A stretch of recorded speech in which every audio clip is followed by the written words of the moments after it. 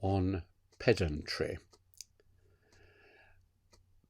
Pedantic and pedantry, I suppose, comes from the Latin roots of the foot and plodding. And I think plodding is not a bad translation of pedantry. It's going for in a rather obvious and boring but basically correct way, but with no flights of imagination, and with an over-concern for detail and for getting things absolutely right.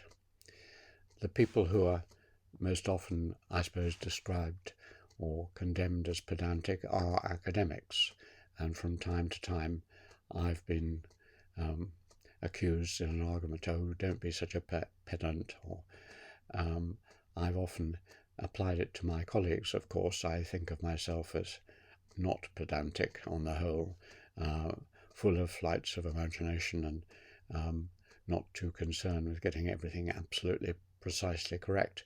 Whereas I look at some of my colleagues and they spend hours and days and weeks on trifling, trivial things, searching down a reference or making sure that some fact is correct.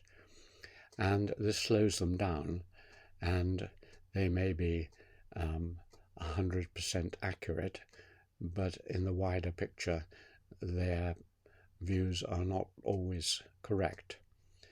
So pedantry is a difficult thing to deal with in academic life, in my life, because you are trained to be as careful as possible.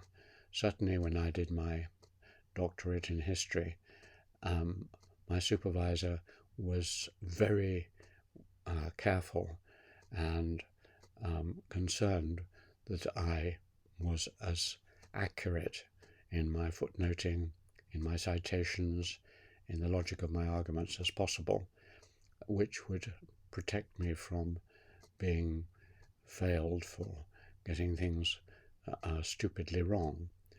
And he himself was not a pedant, but certainly even until now, in his 80s, when I send him bits of my work, he goes through it with enormous care, and every apostrophe or comma or spelling mistake or grammatical error is marked. Hundreds of them, usually, in one of my books.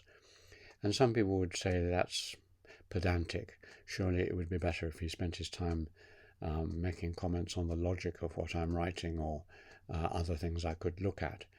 Of course he does that as well, and he did that for me.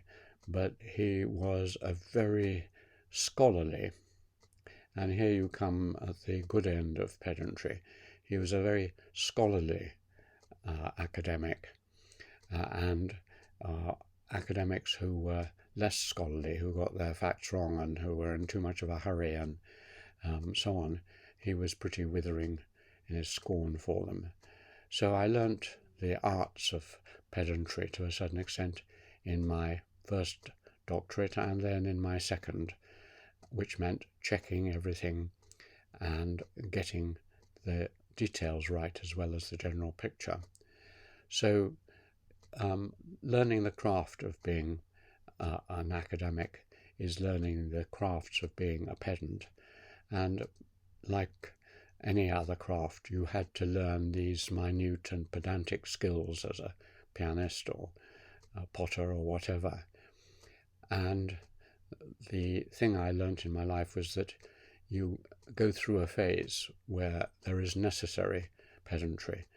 The danger is that you remain in that phase, because what you have to do in all these crafts is then to use that skill, not abandon it, but put it into perspective and start to concentrate on much wider, larger, more exciting, more imaginative tasks, and then sometimes even overcome some of the rules of pedantry, and follow the advice which I constantly quote of Einstein: it's better to be roughly right than precisely wrong.